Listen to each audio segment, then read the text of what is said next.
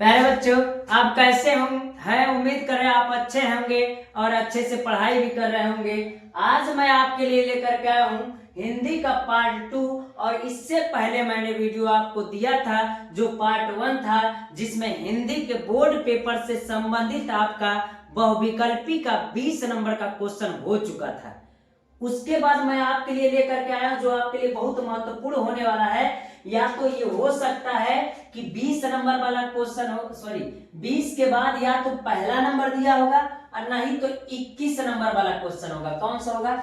21 number वाला question. तो हम आपको प्यारे बच्चों बता देना चाहते हैं कि 21 नंबर वाला क्वेश्चन या 1 नंबर वाला क्वेश्चन यानी 20 के बाद 21 होगा और नहीं तो 1 होगा। वह क्वेश्चन क्या कह रहा है और किस प्रकार करना होगा मैं आपको बता दूं। जो 21 नंबर वाला क्वेश्चन होगा यह गद्य से संबंधित होगा। 1 से 20 तो हो ही गया था, आपको हमने बता ही दिया था और वीडियो दिया। उम्मीद कर रहे होंगे अच्छे से पढ़ लिए होंगे। उसके बाद आपका 21 नंबर का जो क्वेश्चन रहेगा ये गद्य से संबंधित रहेगा। किससे रहेगा? गद्य से संबंधित रहेगा। और मैं बता दूं ये गद्य से संबंधित रहेगा तो इसमें 4-5 लाइन आपको पैसे दिया होगा, 4-5 लाइन 7 लाइन कुछ पैसे दिया होगा, पैसे दिया होगा। और इसके नीचे कितने क्वेश्चन दिए होंगे? 3 क्वेश्चन दिए होंगे और तीनों क्वेश्चन कितने कितने नंबर के होंगे? 2-2 नंबर के होंगे। और टोटल आपको इस पर नंबर कितने मिलेंगे? 6 मिलेंगे। और आज के बाद इस वीडियो के बाद आपको बोर्ड पेपर में कोई समस्या नहीं होनी चाहिए। और मैं आज आपको ये 6 नंबर क्लियर कराऊंगा, अब पद से संबंधित भी क्लियर कराऊंगा। और ये 6 नंबर रहेगा, इस प्रकार पैसेज रहेगा जैसा कि हम आपको दिखा दे कि देखिए 1 2 3 4 5 6 लाइन का पैसेज दिया है। अधिक भी हो सकता है, मेरा बोर्ड बड़ा है तो थोड़ा सा इसमें 2 ही 3 4 5 लाइन में हो गया है, आप में ज्यादा होगा। तो हमने कहा क्या, जब ये पैसेज रहेगा तो इस पैसेज में 3 क्वेश्चन आएगा। तो बताइए पर इसमें भी 3 क्वेश्चन दिया है कि नहीं दिया है? ये भी कितने कितने नंबर के हैं? 2-2 नंबर के हैं। और इस प्रकार आपको इस क्वेश्चन से कितना मिलेगा? 6 नंबर मिलेगा। और बात बता देना चाहते हैं आपके लिए आसान होगा। अगर यह वाली बात नहीं समझ में आ रही तो इसके नीचे करके अथवा करके और देगा जो गद्य से ही संबंधित होगा। फिर कितने लाइन होंगे? 4-5 लाइन होंगे। और इसके नीचे क्वेश्चन कितने होंगे? तो प्यारे बच्चों इसके नीचे 3 क्वेश्चन होंगे। कितने होंगे?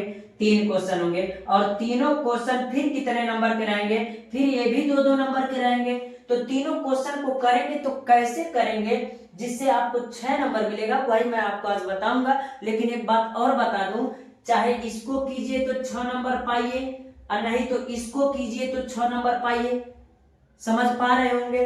अब मैं बता दूं, चाहे इसको करेंगे चाहे इसको कोई एक करेंगे तो आपको 6 नंबर मिलेगा।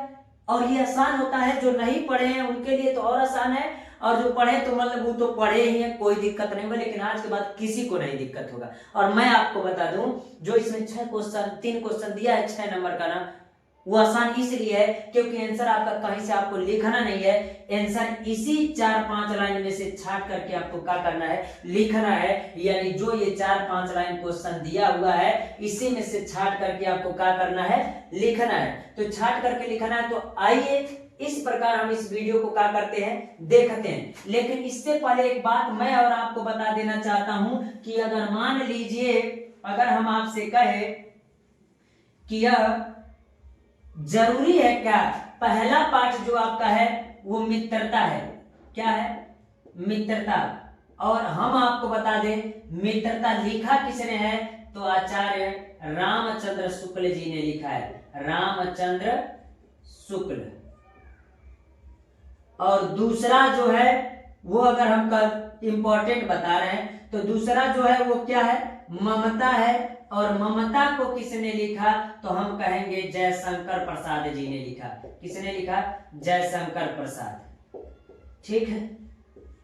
अगर तीसरा पार्ट आपका कहें इंपॉर्टेंट अगर कौन है तो हम कहेंगे तीसरा पार्ट आपका जानते हैं क्या है? तो भारतीय संस्कृत है।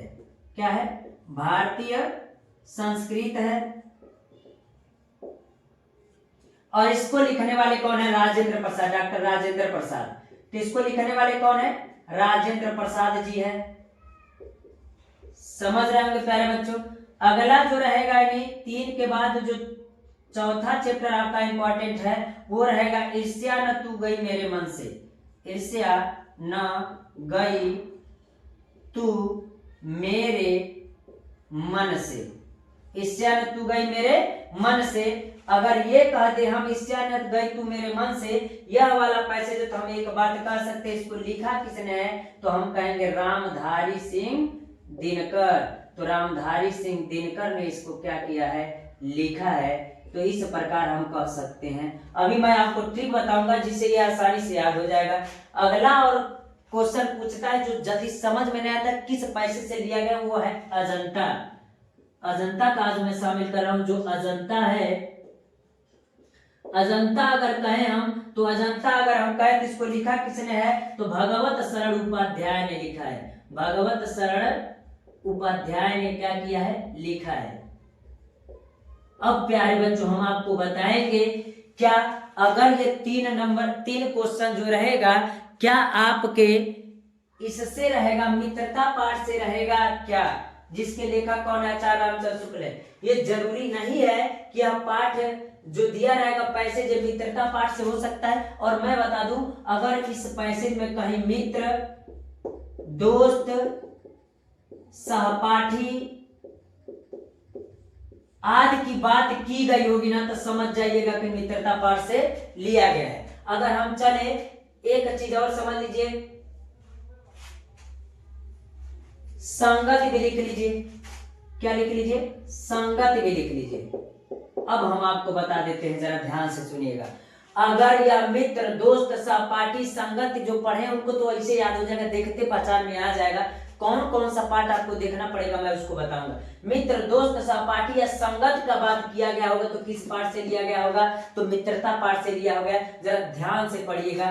कुसंग का ज्वर सबसे भयानक होता है, यह केवल संगत नीति और सद्बुद्धि का ही नाश नहीं करता है बल्कि बुद्धि का भी क्षय करता है, विनाश करता है। किसी युवा पुरुष की संगत आया कि नहीं आया, यदि बुरी होगी तो उसके पैरों में बधी चक्की के समान होगी, जो उसके दिन अवनत जो उसे दिन दिन अवनत के गड्ढे में गिराती जाएगी। यदि अच्छी होगी तो सहारा देने वाली बाहों के समान होगी, जो उसे निरंतर उन्नत की ओर क्या करेगी, उठाएगी। तो संगत की बात किया, संगत का मतलब मित्रता। तो आपको समझ में आ गया होगा किस पाठ से लिया गया, मित्रता पाठ से लिया गया है। तो इसको लिखिएगा।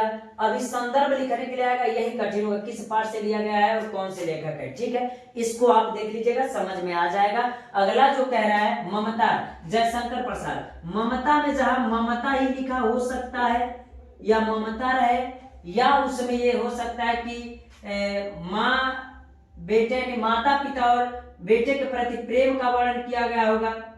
वात्सल्य रसम जिसे कह सकते हैं ममता, या हम कह सकते हैं पिता पुत्र, या माता पिता कह दीजिए सबसे आसान। माता पिता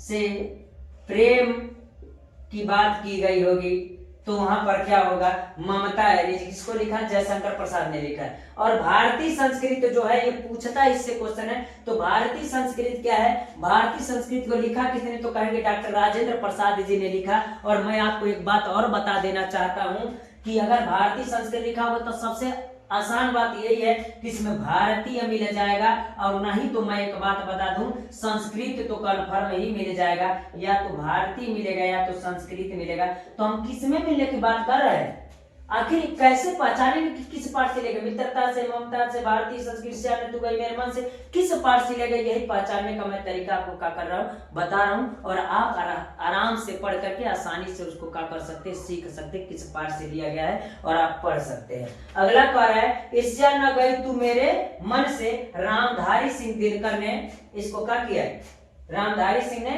लिखा है इसको। लेकिन ईर्ष्या न गई तू मेरे मन से, ईर्ष्या मतलब जानते हैं जलन कह सकते हैं, तो उस पाठ में ईर्ष्या ही मिल जाएगा। तो उसे समझिएगा किस पाठ से लिया गया है, तो ईर्ष्या न तू गई मेरे मन से लिया गया। थोड़ा सा एक बार कहानी को पढ़ेंगे तो समझ में आ जाएगा। अगला जो है आपका अजंता है, तो अजंता को अगर हम कहें तो किस प्रकार यानी किस पाठ से कैसे पहचानेंगे, तो अजंता को आप क्या कर लेंगे, पढ़ लेंगे। और इसमें 2 टॉपिक है जो बहुत ज्यादा पूछता है, उसी को अभी हम बता दे रहे हैं, जो उसको जरा केयर करके ध्यान दे लीजिएगा। और प्यारे बच्चों बता दूं इस पाठ से 2 पैसे बहुत ज्यादा पूछता है, उसको जरा ध्यान से देख लीजिएगा।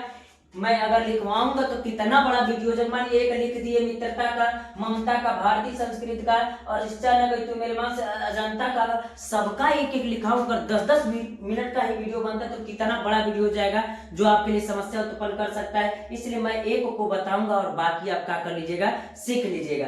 तो अगर हम कह दे अजंता से सबसे ज्यादा इंपॉर्टेंट अगर है तो वो 2 पैसेज है। कह रहा है जिंदगी मौत के पंजों से, डाट डाट डाट करके 4-5 लाइन, विरासत बन गई। इस पैसेज को देख लीजिएगा, ये बहुत महत्वपूर्ण है और ये चीजें इस चैप्टर से इंपॉर्टेंट है। और एक दूसरा जो कह रहा है, पहले पहाड़ काट कर डाट डाट डाट पुलकित हो उठे, तो डाट डाट डाट का मतलब यही होता है कि उसमें 3-4 लाइन अभी क्या हुआ है, छिपा हुआ है। तो अगर अजंता से कहे तो ये 2 पैसेज आपको बहुत महत्वपूर्ण होने वाला है प्यारे बच्चों। अब इस प्रकार पहचान तो जान गए, एक बार और देख लीजिएगा पीछे करके, आपको समझ में आ जाएगा। तो ये चीजें हो जाएगा जो आपके लिए हम कहेंगे अजंता हो जाएगा। आइए प्यारे बच्चों, अब इस क्वेश्चन को हम लोग क्या करते हैं, देखते हैं कि क्या कह रहा है। तो सबसे पहले प्यार से इस पैसेज को पढ़ते हैं। कुसंग का ज्वर भयानक, सबसे भयानक होता है। कुसंग का ज्वर सबसे भयानक होता है। तो सही बात, अगर आप अच्छे व्यक्ति अगर बुरे व्यक्ति के साथ रहेंगे तो वो सबसे भयानक होगा। यह केवल नीति और सद्बुद्धि का ही नहीं नाश करती है, नीति और सद्बुद्धि का ही नाश नहीं करती है, बल्कि बुद्धि का भी क्षय करता है, यानी बुद्धि को क्या करता है, नष्ट करता है। किसी युवा पुरुष की संगत यदि बुरी होगी, यदि किसी युवा पुरुष रहेगा और उसकी संगत अगर बुरी होगी तो वह उसके पैरों में बंधी चक्की के समान होगी, तो उसके पैरों में बंधी चक्की के समान होगी, जो उसे दिक्कत करेगी, जो उसे दिन दिन अवनत के गड्ढे में गिराती जाएगी। अगर कोई व्यक्ति बुरे व्यक्ति के साथ रहता है ना, तो उसका सद्बुद्धि का आने बहुत चीजें उसका खत्म होगा और धीरे धीरे अवनत के गड्ढे में चलता जाएगा, यानी उसका नाश ही होता जाएगा। अगर वही व्यक्ति यदि अच्छी होगी तो सहारे देने वाली बाहु के समान होगी। यदि उसकी मित्रता, अगर युवा पुरुष की मित्रता अगर अच्छे व्यक्ति से हो गई तो उसे बाहु के समान होगी, यानी मदद करने, जो उसे निरंतर उन्नत की ओर उठाती जाएगी, जो उसे निरंतर उन्नत की ओर क्या करती जाएगी, उठा जाए। आप ही मान लीजिए पढ़ने वाले हैं, अब भैंस चराने वाले के साथ रहेंगे तो भैंस वाला ही तो गुड़ बताएगा, कितना पानी मिलाना है तो कितना दूध मिला करके व्यवस्था बनाना है। अगर पढ़ने वाले के साथ रहेंगे तो आपको पढ़ने वाली बात बताएगा। इसलिए वो कह रहा है कि अगर जिस प्रकार के व्यक्तियों के साथ रहेंगे तो उस प्रकार के गुण को आपको क्या करेगा, वो बताएगा। तो उसी प्रकार कह रहा है, अगर हम पहचाने किस पाठ से लिए गए, तो ऐसा नहीं लग रहा कि मित्रता की बात कर रहा है, कैसे लोगों के साथ रहना चाहिए, तो किस पाठ से लिया गया, मित्रता पाठ से लिया गया। तो अगर हम कहे तो सबसे पहले मैं बता दूं, इसका अगर संदर्भ चाहे क्वेश्चन लिखना हो तो सबसे पहले अगर कॉपी लिखिएगा बोर्ड पेपर में तो किस प्रकार लिखिएगा, इस बात का ध्यान दीजिएगा। तो हम कहेंगे प्रश्न नंबर कौन सा, या तो 1 होगा और या तो 21 होगा। तो मान लीजिए 1 हम मान लेते हैं, 1 जब रहेगा तो किस प्रकार होगा, और 1 का क तो आप लिख सकते हैं, 1 का क भी लिख सकते, कोई दिक्कत नहीं। तो क का उत्तर क्या कर रहा है, संदर्भ कह रहा है लिखने के लिए, तो संदर्भ लिख दीजिए ना। तो संदर्भ लिखने में क्या दिक्कत है, अगर संदर्भ कहेंगे तो कहेंगे प्रस्तुत गद्यांश हमारी पठित पाठ्य पुस्तक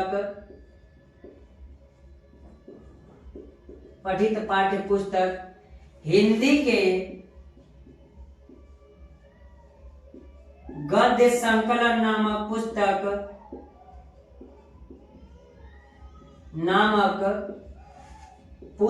के पाठ 1 मित्रता से लिया गया है,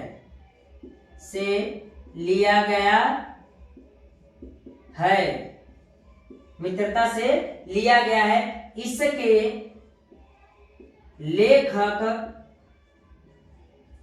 लेखक कौन है, तो कहेंगे आचार्य रामचंद्र शुक्ल जी है। तो आचार्य रामचंद्र शुक्ल जी है, तो रामचंद्र शुक्ल जी है।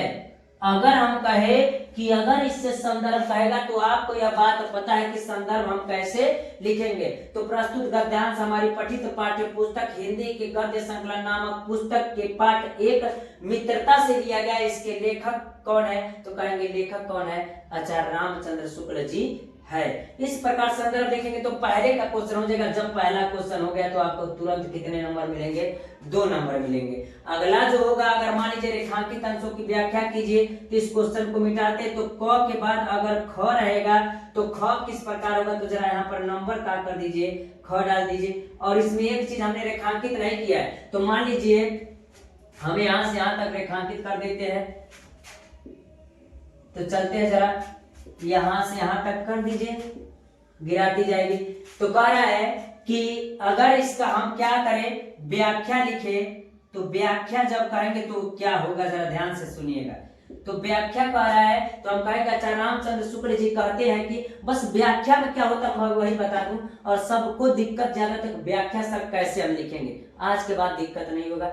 जो व्याख्या दिया हुआ है ना, उसी को थोड़ा सा बढ़ा चढ़ा करके अपने मन से लिखिए ना। तो क्या कह रहा है, किसी युवा पुरुष की संगत यदि बुरी होगी, यदि कोई युवा पुरुष होगा उसकी संगत बुरी होगी तो उसके ऊपर असर भी बुरा पड़ेगा, और ऐसा महसूस होगा कि उसके, यानी कहने का मतलब उसके ऐसा होगा कि उसके पैरों में बधी चक्की के समान होगा। यदि वह व्यक्ति बुरे संगत के साथ रहता है तो उसके पैरों में बधी चक्की के समान होगा, और वो बुरा व्यक्ति उसे दिन पर दिन अवनत के गड्ढे में क्या करता जाएगा, गिराता जाएगा। इस प्रकार ये कह रहे, तो हम कहेंगे आचार्य रामचंद्र शुक्ल या लेखक कहते हैं कि आचार्य रामचंद्र शुक्ल जी कहते हैं कि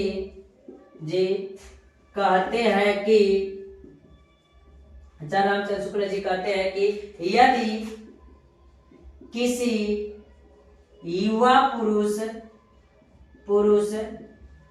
की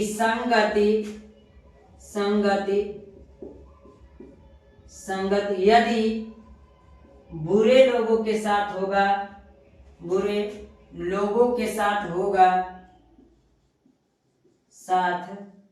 होगा तो उस पर बुरा प्रभाव ही पड़ेगा,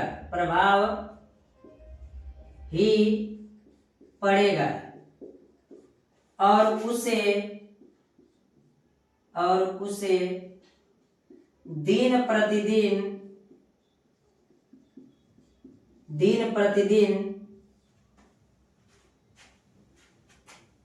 अवनत के, यानी अवगुण के गड्ढे में, अवनत या अवगुण के गड्ढे में गिराती जाएगी। तो यही बात हम क्या कर सकते हैं, लिख सकते हैं। ऐसा व्याख्या इसका हो जाएगा, तो हम कहेंगे किस प्रकार हो सकता है।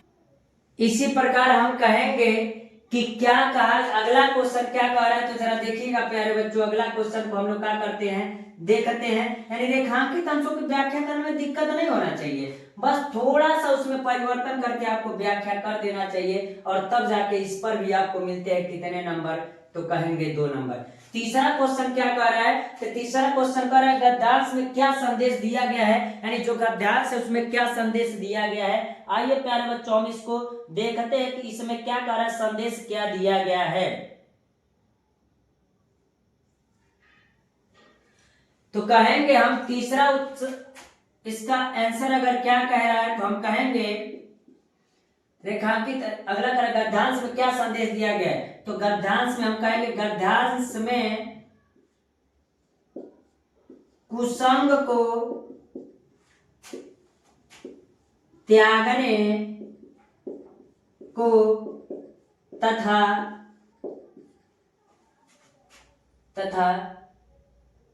सुसत्संग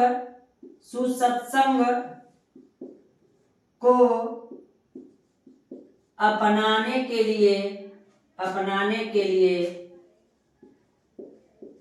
संदेश दिया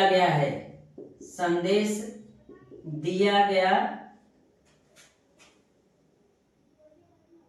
थोड़ा जल्दी लिख रहा है, आप लोग ध्यान से देखिएगा। संदेश दिया गया है, यानी ये कह क्या रहा है कि गद्यांश में क्या संदेश दिया गया है, तो गद्यांश में यही तो संदेश दिया गया है कि गद्यांश में कुसंग को त्यागने को, यानी जो कुसंग मतलब अगर बुरे लोगों के साथ रहते उसको क्या कर दीजिए, त्याग दीजिए, तथा सुसत्संग को अपनाने के लिए कहा गया है, यानी जो संग रहेगा, कहने का मतलब जो संग है आपका वो सही हो, उसको अपनाने के लिए कहा गया है। तो इस प्रकार आपका 1 नंबर यानी 21 नंबर वाला क्वेश्चन आपका तैयार होता है। और इसी प्रकार जो आपका दूसरा नंबर या 22 नंबर वाला जो क्वेश्चन होगा तो उसमें भी आपको कोई दिक्कत नहीं होगा, सेम इसी प्रकार रहेगा। और इसमें भी आपको कितने क्वेश्चन मिलेंगे, 3 क्वेश्चन मिलेंगे। और 3 क्वेश्चन करने के बाद आपको 6 नंबर मिलेंगे प्यारे बच्चों। चलिए उस प्रकार के क्वेश्चनों को हम देखते हैं। जैसा कि हमने बताया, अभी आपको बताया है कि जिस प्रकार 20 नंबर बहुविकल्पी खत्म होने के बाद या तो 1 नंबर हो सकता है, नहीं तो 21 नंबर हो सकता है, उसी प्रकार 22 नंबर अगला क्वेश्चन जो हो सकता है वो 22 नंबर का हो सकता है, या हम कह सकते हैं वह दूसरा नंबर का क्वेश्चन हो सकता है। जिस प्रकार पहले और 21 नंबर वाले क्वेश्चन में 4 या 5 लाइन का पैसेज हुआ करता था और उसके नीचे कितने क्वेश्चन हुआ करते थे, तो 3 क्वेश्चन हुआ करते थे। और प्रत्येक 3 क्वेश्चन पर 2-2 नंबर मिला करते थे। कितना, 2-2 नंबर मिला करते थे और टोटल 6 अंक मिलते थे। उसी प्रकार यह आपका पद से सम्मिलित होगा, यानी पद से होगा। और जब पद से होगा तो इस पर भी आपको कितने नंबर मिलेंगे, 6 नंबर मिलेंगे। यानी इसमें भी 4 या 5 लाइन का पैसेज दिया होगा और उसमें भी 3 क्वेश्चन दिया होगा। और 3 क्वेश्चन को जब करेंगे तो आपको कितने नंबर मिलेंगे, 6 नंबर मिलेंगे। और एक ऑप्शन आपके लिए बहुत अच्छा ये रहता है, उसमें ऑप्शन एक चीज का और रहता है कि अगर इसको नहीं करना चाहते हैं तो इसके बदले हम कह सकते हैं एक और पैसे दिया रहेगा जो अथवा करके रहेगा। क्या रहेगा, अथवा करके रहेगा। अथवा करके जब रहेगा तो इसके नीचे भी हम कहेंगे वो भी कितने लाइन का होगा, तो भी 4-5 लाइन का पैसेज होगा। और उसके नीचे भी क्वेश्चन कितने होंगे, तब उसके नीचे भी क्वेश्चन कितने होंगे, 3 होंगे। और जब 3 क्वेश्चन होंगे तो उसमें भी 2-2 नंबर करके आपको टोटल कितने नंबर मिलेंगे, 6 नंबर मिलेंगे। और जब 6 नंबर मिलेंगे तो चाहे आप इसको कीजिए तब भी मिलेंगे, चाहे आप इसको कीजिए तब भी मिलेंगे। तो मैं बता दूं प्यारे बच्चों, आपको बताने के बाद आपको समस्या कोई नहीं आएगा, दोनों में से दोनों आएगा। आप सोचेंगे कि कौन सा हम करें, हम और 6 अंक प्राप्त करें। तो जिस प्रकार यह था 21 वाला यानी पहला वाला, उसी प्रकार दूसरा वाला होगा। और मैं आपको बता देता हूं 3-4 लेसन है जिसको आप याद कर लेंगे तो आपको कोई समस्या नहीं होगा। और उससे संबंधित हम आपको क्वेश्चन बताएंगे। तो चलिए देखते हैं। तो जो सबसे पहला अगर क्वेश्चन कह दे कि अगर पद है तो पद है तो किसका है, तो पद है तो किसने लिखा, सूरदास जी ने लिखा। क्या लिखा, सूरदास जी ने लिखा। जब सूरदास जी ने लिखा तो ये पहला पाठ था। अगर दूसरा पाठ कहे तो दूसरा पाठ क्या था, तो धनुष भंग था। और धनुष भंग था और इसी में मिलता है एक और जो वन पथ पर, वन पथ पर। तो आप बताइएगा प्यारे बच्चों कि धनुष भंग जो था और वन पथ पर था तो यह किससे सम्मिलित था, तो इसको किसने लिखा था, तुलसीदास ने। किसने लिखा था, तुलसीदास। और हम सबसे आसान तरीका आपको बता देना चाहते हैं, जरा ध्यान से समझिएगा। अगर हम कहें कि अगर वह पद से होगा तो आपको मैं बता दूं श्री कृष्ण के बारे में यदि वर्णन किया गया होता है तो वो किसने लिखा है, तो सूरदास जी। तो मैं आपको आसान तरीके से बता देना चाहता हूं कि जो सूरदास जी थे वो किसका वर्णन करते थे, श्री कृष्ण के भक्ति का गुणगान किया करते थे। और उनके बचपन रूप से लेकर के अंतिम रूप का वो वर्णन किया करते थे। और इस प्रकार हम कह सकते हैं कि सूरदास जी श्री कृष्ण का वर्णन करते हैं। और आपको पता ही है कि तुलसीदास जो थे वो श्री राम की भक्ति करते थे, यानी हम कहेंगे राम की भक्ति करते थे। जब राम की भक्ति करते तो धनुष भंग का मतलब यही था कि जब श्री राम धनुष को तोड़ने के लिए मंच पर चढ़ते हैं तो उस स्थिति का अगर वर्णन किया गया तो धनुष भंग रहता है। और बहुत राजा वगैरह आए थे, धनुष न तोड़ पाने के कारण दुखी होकर के शोकाकुल में बैठे थे। लेकिन अचानक राम अपने गुरुजन से आज्ञा लेकर के चढ़ते हैं मंच पर और धनुष को तोड़ते हैं तो धनुष भंग हो गया। और उसके बाद जब उनकी माता केकई ने उनके लिए वनवास की मांग की तो जब वह वनवास गए तो वन पथ पर जब अपने घर से 4 ही कदम सीता निकली रहती है, किसके साथ, राम, अपने प्रिय राम के साथ और लक्ष्मण के साथ निकली। तो उस समय वन पथ पर का वर्णन किया गया है। अगला जो मैं पैसेज कह दूं आपका, अगर वो होगा तो चीटी होगा, जिसको किसने लिखा है, तो हम कहेंगे चीटी लिखा है, सुमित्रा नंदन पंत ने लिखा है। किसने लिखा है? सुमित्रा नंदन पंत ने लिखा है। और इस क्वेश्चन से यानी पद्य से अगर मैं कहूं तो ये 3 टॉपिक आपका महत्वपूर्ण होने वाला है, 3 टॉपिक आपका महत्वपूर्ण होने वाला है। तो उस स्थिति में हम कहेंगे कि सूरदास जी का पद्य, धनुष भंग और चींटी जो है यह आपके लिए महत्वपूर्ण होने वाला है। और इस प्रकार हम कहेंगे कि अगर इसमें से अगर कोई भी क्वेश्चन पूछेगा तो इसी से पूछेगा। होगा वो होगा जानते हैं, एक कभी कभी पूछ देता है हिमालय से, यानी चौथा पाठ आप देख लीजिएगा किससे, तो हम कहेंगे हिमालय से देख लीजिएगा। और जब हिमालय से कहेंगे तो हिमालय को किसने लिखा था? तो कहेंगे महादेवी वर्मा ने लिखा था। तो महादेवी वर्मा ने किसको लिखा था? हिमालय से। तो महादेवी वर्मा हिमालय का जब वर्णन किया है तो इस प्रकार अगर पद्य से कहें तो आपका पद्य से ये क्वेश्चन 4 पार्ट जो है इससे अगर क्वेश्चन आएंगे तो आपको कितने अंक मिलेंगे? 6 अंक मिलेंगे। इस प्रकार 22 नंबर और या दूसरा नंबर आपका क्वेश्चन होगा, इस प्रकार होगा। आइए प्यारे बच्चों, हम आप देखते हैं पद से एक पैसेज उठाते हैं और पैसेज का सॉल्यूशन कर करके 3 क्वेश्चन का जवाब दे करके हम आपको बताएंगे। तो वह आपका पैसेज ये है कि इससे पहले मैंने पार्ट 1 हिंदी का एक दिया था जिसमें मैंने कुछ क्वेश्चन को बताया था और 6 नंबर आपको मैंने क्या किया था? तैयार कराया था। और उम्मीद है कि प्यारे बच्चों सब लोग तैयार कर लिए होंगे उसको। और आज जो मैं आपको 6 नंबर तैयार कराऊंगा इसको भी आप लोग तैयार कीजिएगा, तब जाकर के आपका 12 नंबर का क्वेश्चन तैयार होगा। तो मैं बता दूं प्यारे बच्चों, जैसा कि पहले भी हमने बताया था, पार्ट 1 में भी बताया था हमने आपको कि OMR सीट में आपका बहुविकल्पी का 20 क्वेश्चन होता है। 1 से लेकर के कहां तक? 20 तक क्वेश्चन रहता है। जो बहुविकल्पी का रहता है उसको OMR सीट में भरना रहता है। OMR सीट में भरना रहता है। इसका क्वेश्चन कॉपी में लिखना नहीं रहता है, बस उसको OMR में क्या करना रहता है? भरना रहता है। और मैंने पिछले वीडियो में OMR भरना बहुत अच्छे से सिखा दिया। जो बच्चे नहीं सीखे वो जा करके वीडियो देख सकते हैं और उसको सीख सकते हैं। और हमने बताया था कि जब 1 से लेकर के 20 नंबर तक का बहुविकल्पी हो जाएगा तो जस्ट इसके बाद जिसका नंबर आएगा वो किसका आएगा? तो कहेंगे प्यारे बच्चों 21 नंबर का आएगा। और 21 नंबर हो सकता है 21 नंबर हो और नहीं तो पहला हो सकता है, नहीं तो पहला हो सकता है। तो हमने कहा तो उसी प्रकार पिछला जो वीडियो पार्ट 1 हम दिए थे उसमें एक यानी 21 नंबर वाला क्वेश्चन था और जिसको हम क्या किए थे? आपको बताए थे और तैयार कराए थे। और वो भी 6 नंबर का था। उसमें भी पैसेज था और पैसेज के नीचे 3 क्वेश्चन था और तीनों क्वेश्चन पर 2-2 नंबर मिलता था और टोटल 6 नंबर होता था। और आप उसको अच्छे से तैयार भी कर लिए हैं प्यारे बच्चों। और वो गद्य से था और ये किससे है? पद्य से है। इसलिए मैं आपको क्या करूंगा? आज पद्य से भी 6 नंबर का करूंगा तैयार कराऊंगा, जिस प्रकार गद्य से आपने क्या किया था? तैयार किया था। आज हम चलते हैं 21 नंबर के बाद 22 नंबर वाला क्वेश्चन ये है कि इसमें भी आपका 4 लाइन 5 लाइन 8 लाइन कितना हूं, यानी 6 लाइन 7 लाइन 8 लाइन कितना हूं लाइन दिया हो, उससे कोई फर्क नहीं पड़ना चाहिए आपको। मान लीजिए हमने कह दिया 1 2 3 4 लाइन इसमें पैसे दे दिया है और मैं आपको बता देना चाहता हूँ 22 हो सकता है या तो 2 नंबर, लेकिन 22 ही रहेगा। अब अगर हम कहेंगे कि पैसेज दिया होगा, क्या दिया होगा? पैसेज दिया होगा और इसके नीचे क्वेश्चन कितना रहेगा? तो कहेंगे प्यारे बच्चों कि 3 क्वेश्चन रहेगा और तीनों क्वेश्चन पर नंबर कितना मिलेगा? तो कहेंगे 2-2 नंबर मिलेगा। और जब 2-2 नंबर मिलेगा तो टोटल कितना होगा? 6 नंबर होगा।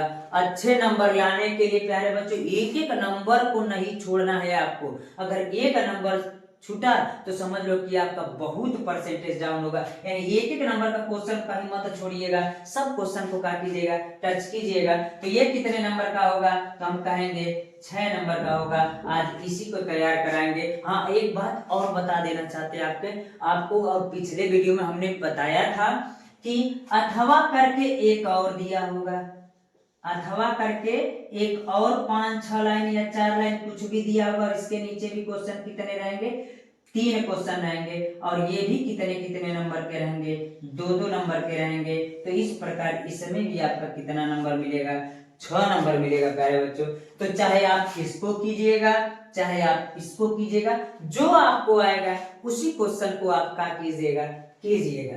अब जरा चलते हैं कि ये 22 नंबर वाला क्वेश्चन कह क्या रहा है। तो 22 नंबर वाला क्वेश्चन ये कह रहा है कि चरण कमल बंदो हरिराई, चरण कमल बंधु हरिराई यानी सूरदास जिसके लेखक है यानी कवि है, और पहला पाठ जो पद है उसी से ये लिया गया है। सूरदास जी कहते हैं, हे प्रभु यानी हे श्री कृष्ण, आपके चरण कमल के फूल के समान है, यानी आपके चरण कमल के फूल के समान है। जाकी कृपा पग गिरलंघे, यदि आपकी कृपा किसी लंगड़े व्यक्ति के ऊपर हो जाए तो गिर माने पर्वत को भी क्या करेगा, लंघे मतलब लांघ जाएगा। यानी यदि हे प्रभु यदि आपकी कृपा किसी लंगड़े व्यक्ति के ऊपर हो जाए तो वो पर्वत को भी क्या करेगा, पार कर जाएगा, यानी लांघ जाएगा। अंधे को सब कुछ दर्शाई, यानी यदि आपकी कृपा किसी अंधे व्यक्ति के ऊपर हो जाएगा तो अंधे व्यक्ति को सब कुछ दिखाई देने लगेगा। हे प्रभु, किसने कहा, सूरदास जी ने कहा, किससे कह रहे श्री कृष्ण जी से कि हे प्रभु यदि आपकी कृपा किसके ऊपर, लंगड़े व्यक्ति के ऊपर हो जाए तो पर्वत को भी लांघ जाएगा। अगर आपकी कृपा अंधे व्यक्ति के ऊपर हो जाए तो सब कुछ देख सकता है, उसे सब कुछ दिखाई देने लगेगा। बहिरा सुने, यदि आपकी कृपा बहिरे के ऊपर हो जाएगा तो बहरा पुनः सुनने लगेगा। यदि आपकी कृपा गूंगे व्यक्ति के ऊपर हो जाएगा तो गूंगा व्यक्ति पुनः बोलने लगेगा। और रंग चले सिर छत्र धराई, यदि आपकी कृपा किसी भिखारी आदमी ने कह सकते हैं गरीब आदमी के ऊपर हो जाए तो राजा के समान क्या हो जाएगा, अमीर हो जाएगा। सूरदास स्वामी करुणा नायक बार बार बंदो तह पाई, यानी कहने का मतलब सूरदास जी कहते हैं, हे करुणा के स्वामी आपको बार बार क्या है, प्रणाम है। इसी प्रकार पैसे दिया रहेगा और जरूरी नहीं है कि पद से दिया रहेगा, हो सकता है कि धनुष भंग से यानी तुलसीदास से दिया हो सकता है। तुलसीदास में 2 पाठ है, वन पथ पर से इंपॉर्टेंट है, यानी वन पथ और इससे हो सकता है कि रसखान से दे दे, हो सकता है बिहारी कवि से दे दे, हो सकता है महादेवी वर्मा से देगा किसी से, लेकिन रहेगा 3 ही पैसे, 3 ही क्वेश्चन आएगा और मिलेगा कितना आपको, टोटल 6 नंबर मिलेगा। प्यारे बच्चों, उम्मीद कर रहे हैं आपको समझ में आ रहा होगा। तो पहला क्वेश्चन चलते इसी प्रकार पैसे दिया रहेगा और आसान रहेगा, आपको लिखना कोई दिक्कत नहीं होगा। ये कह रहा है कि पहला क्वेश्चन कर रहा है प्रस्तुत पद्यांश का संदर्भ लिखिए, यानी ये जो पद्यांश दिया है ना ऊपर इसका संदर्भ लिखिए। तो हम कहेंगे, आपने पढ़ा भी है कि प्रस्तुत पद्यांश हमारी पठित पाठ्य पुस्तक हिंदी के काव्य संकलन नामक पुस्तक के पाठ 1 पद से लिया गया है और इसके रचयिता कौन है, सूरदास जी हैं। कौन है, सूरदास जी हैं। अब इसका हो गया संदर्भ, तो संदर्भ आसानी से लिख सकते हैं। बहुत जगह जरूर नहीं संदर्भ कहे, ये भी कह सकता है कि पद्यांश का यानी पाठ का नाम लिखिए और कवि का नाम भी पूछ सकता है, तो जरूरी नहीं है कि पूरा संदर्भ कहेगा। कभी कभी तो ये भी अगर बहुत कठिन पूछेगा तो कभी कभी तो ये कह देता है कि प्रस्तुत पद्यांश का संदर्भ लिखिए तथा पूरा व्याख्या कीजिए, तो ये भी हो सकता है कि कठिन अगर पूछना होगा तो ऐसे भी पूछ सकता है। अब कह रहा है कि संदर्भ हो जाएगा, अगर मान लीजिए कह देगा कि पाठ का नाम और कवि का नाम बताइए तो और आसान होगा, पाठ का नाम पद, कवि का नाम सूरदास जी, तो इतना कह सकते हैं हम। अगला कह रहा है रेखांकित अंशों की व्याख्या कीजिए, यानी देखिए 2 लाइन पर प्यारे बच्चों क्या था, रेखांकित था, यानी यहाँ से लेकर के यहाँ तक क्या था, रेखांकित था। और कह रहा है कि इसका क्या कीजिए, आप व्याख्या कीजिए। व्याख्या का मतलब होता है अपने शब्दों में थोड़ा सा उसका अर्थ लिखिए। तो रेखांकित अंशों की व्याख्या करना है, तो जब व्याख्या हम लिखेंगे तो कहेंगे कि सूरदास जी कहते हैं कि हे प्रभु श्री कृष्ण, यदि आपकी कृपा किसी लंगड़े व्यक्ति के ऊपर हो जाए तो पर्वत को भी क्या करेगा, लांघ जाएगा। हे प्रभु यदि आपकी कृपा अंधे व्यक्ति के ऊपर हो जाएगा तो अंधे को भी सब कुछ दिखाई देने लगेगा। हे प्रभु यदि आपकी कृपा किसी बहिरे व्यक्ति के ऊपर हो जाएगा तो बहरे को भी सुनाई देने लगेगा। और यदि आपकी कृपा किसी गूंगे व्यक्ति के ऊपर हो जाएगा तो गूंगा व्यक्ति भी पुनः क्या करने लगेगा, बोलने लगेगा। और रंग चले सिर छत्र धराई, यानी जो गरीब यानी भिखारी कर सकते रहेगा, अगर उसके ऊपर आपकी कृपा हो जाए तो राजा के समान का हो जाएगा। इस प्रकार हम क्या कह सकते हैं प्यारे बच्चों, इसका व्याख्या हो जाएगा। जो रेखांकित शब्द था यानी 2 लाइन रेखांकित था, इस प्रकार इसका क्या कर सकते हैं, आप लिख सकते हैं प्यारे बच्चों, यानी 2 नंबर इसका भी मिल गया आपको। 2 नंबर इसका भी मिल गया। जो नहीं पढ़े वो तैयार कर लेंगे, और हमने कहा पार्ट 2 दिया है, पार्ट 3 भी देंगे, पार्ट 4 भी देंगे, इसी प्रकार पूरा पार्ट बना करके हम आपको देंगे, और आप इसको बस विधिवत पढ़ते रहिए, आपको कोई समस्या नहीं आएगा। और जब अपने मन से लेके बैठेंगे तो क्या पढ़ रहे हैं अंततः आपको पता ही नहीं चलेगा कि हम क्या पढ़े। इसलिए पार्ट बाय पार्ट हम आपको वीडियो बना के क्या कर रहे हैं, दे रहे हैं, आप इसको तैयार करते रहिए प्यारे बच्चों। अगला और लास्ट क्वेश्चन ये कह रहा है कि चरण और सब शब्द का तत्सम शब्द लिखिए, यानी किसका, चरण का और सब का लिखना है, तत्सम शब्द लिखना है। तत्सम शब्द का मतलब होता है कि इसका संस्कृत शब्द लिखिए, तो हम कहेंगे चरण है तो इसका न र में बदल जाता है, तो इसीलिए इसका क्या हो जाएगा, चरण हो जाएगा। और सब दिया है तो सब का क्या हो जाएगा, सर्व हो जाएगा।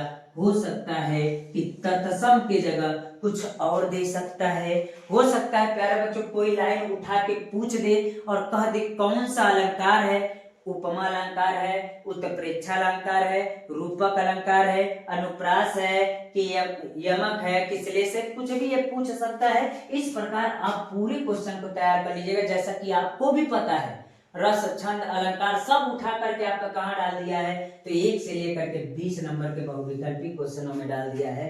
तो उसमें आपका प्रत्यय से लेकर उपसर्ग से सब चीज उसी में मैं सब आपको बताऊंगा। लेकिन अभी आपको कितना पार्ट 2 यानी 22 नंबर वाला क्वेश्चन आपको क्या करना होगा, तैयार करना होगा। और इस प्रकार आपको 6 नंबर आज ये भी तैयार हो गया, यानी 6 नंबर पिछला वीडियो और 6 नंबर ये 12 नंबर आपका तैयार हो गया है। और उम्मीद कर रहे हैं कि आपको समझ में भी आ रहा होगा और तैयारी भी कर रहे होंगे, और इसको भी तैयार कर लीजिएगा। अगला पार्ट 3 हम जल्दी आपको देंगे। आज के लिए इतना प्यारे बच्चों रहने देते हैं, धन्यवाद। बच्चे अब हम चलते हैं आपका कौन सा क्वेश्चन, यानी 23 नंबर का क्वेश्चन, या बहुविकल्पी के बाद तीसरा नंबर का होगा, यानी हो सकता है तीसरा भी लिख सकता है और 23 वाला तो रहेगा, लेकिन कौन तीसरा वाला रहेगा। तो एक बात का ख्याल रखिएगा, तो हम कहेंगे तीसरा वाला क्या रहेगा, तो तीसरा क्वेश्चन आपको संस्कृत से मिलेगा। और मैं बता दूं तीसरा क्वेश्चन में क और ख रहेगा, एक क रहेगा और दूसरा क्या रहेगा, ख रहेगा। जब क और ख रहेगा तो उस स्थिति में हम कहेंगे कि क ख रहेगा तो उस दोनों में से कोई एक करना होगा, दोनों में से करना होगा। तो अगर हम कह दे आपसे कि मान लीजिए उसका कि जब क और ख होगा तो किस प्रकार होगा, हम आपको क्या करते हैं बताते हैं। और इससे पहले कि आप जानते होंगे कि वीडियो हमने क्या कर दिया है, डाल दिया है, और उम्मीद कर रहे हैं कि प्यारे बच्चों आप अच्छे से पढ़ भी रहे होंगे और उसको पढ़ भी लिए होंगे। तो चलते हम आपको बताते हैं कि किस प्रकार होगा। 23 नंबर का क्वेश्चन जो होगा, ये 23 नंबर या तीसरा नंबर जो होगा, इसमें दिया होगा पैसेज संस्कृत का दिया होगा, संस्कृत का दिया होगा। तो उस स्थिति में किस प्रकार करेंगे, चलिए हम उसको क्या करते हैं, पढ़ते हैं। तो उस स्थिति में हम कहेंगे तो जो 23 यानी तीसरा का क होगा, इसमें अथवा करके ख भी देगा, अथवा करके देगा क्या, ख देगा। और इसमें से आपका कोई एक करना होगा, और इसमें आपका क्वेश्चन नहीं दिया होगा, इसमें कहेगा संदर्भ सहित क्या कीजिए, व्याख्या कीजिए, यानी यह गद्य से रहेगा। और इसी में एक रहेगा 24 नंबर वाला क्वेश्चन, जो 24 नंबर वाला क्वेश्चन रहेगा वो किससे रहेगा, पद्य से रहेगा। और मैं आपको बता दूं कि इसमें भी रहेंगे 2 पैसेज, इसमें भी 2 पैसेज रहेंगे, और अथवा करके एक और पैसेज देगा, और इसका भी आपको जवाब क्या करना पड़ेगा, लिखना पड़ेगा। तो चाहे आप इसको कीजिए और नहीं तो इसको कीजिए, आपको मिलेंगे कितने नंबर, 2 + 3 5 नंबर इस पर मिलेंगे, और 5 नंबर इस पर मिलेंगे। टोटल कितने नंबर का क्वेश्चन है, तो हम कहेंगे प्यारे बच्चों कि 10 नंबर का क्वेश्चन है। तो आइए देखते हैं हम किस प्रकार इसको करते हैं, और मैं कुछ पाठ बता देता हूं, उसी पाठ से पूछेंगे। तो और मैं आपको बता दूं कि पहला पाठ याद रखिएगा वाराणसी, पहला पाठ जो है वाराणसी है, और दूसरा पाठ जो है भारतीय संस्कृत है। कौन है, भारतीय संस्कृत है।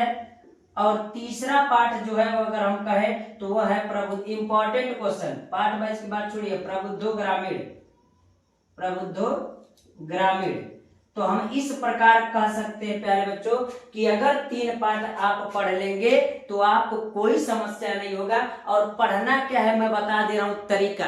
एक काम कीजिएगा, सबके पास विद्या होगा और नहीं तो किताब होगा। तो जो वाराणसी पाठ है इसका पूरा कहानी पहले हिंदी में अपने समझ लीजिएगा। हिंदी में जब समझ लेंगे तो कहानी कहीं से पूछेगा वाराणसी को, उस कहानी को छाट करके उसमें से आपका कर सकते हैं, लिख सकते हैं। उसी प्रकार भारतीय संस्कृत से आपका कर ये उन बच्चों के लिए जो अभी तक पढ़े नहीं है, जो बच्चे पढ़ रखे हैं उनके लिए कोई समस्या नहीं होने वाला है। इसलिए प्यारे बच्चों हम आपको कहते हैं कि भारतीय संस्कृत का भी कहानी आप क्या कर लीजिएगा, पढ़ लीजिएगा।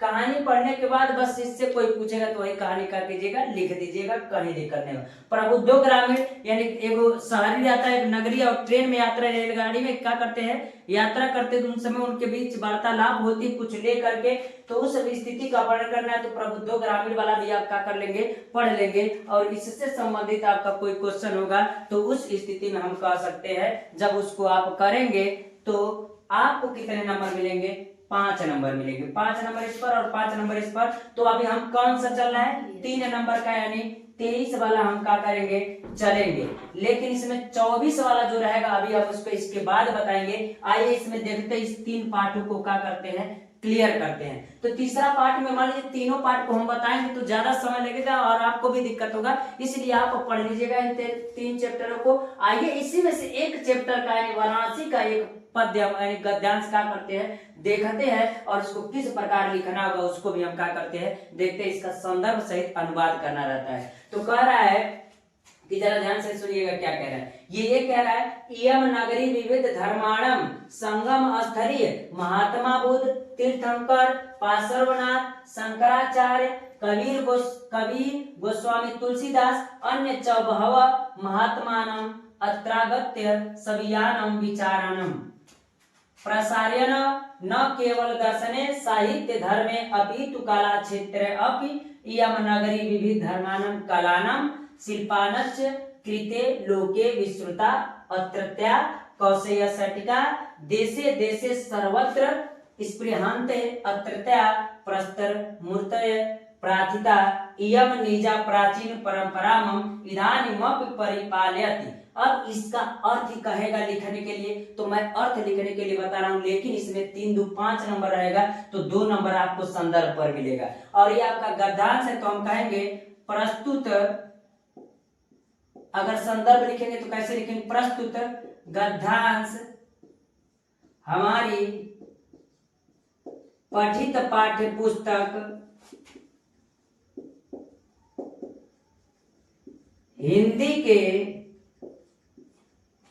संस्कृत खंड के, अनिवार्य संस्कृत भी कर सकते हैं, संस्कृत खंड के वाराणसी पाठ से लिया गया है, वाराणसी पाठ से लिया गया है।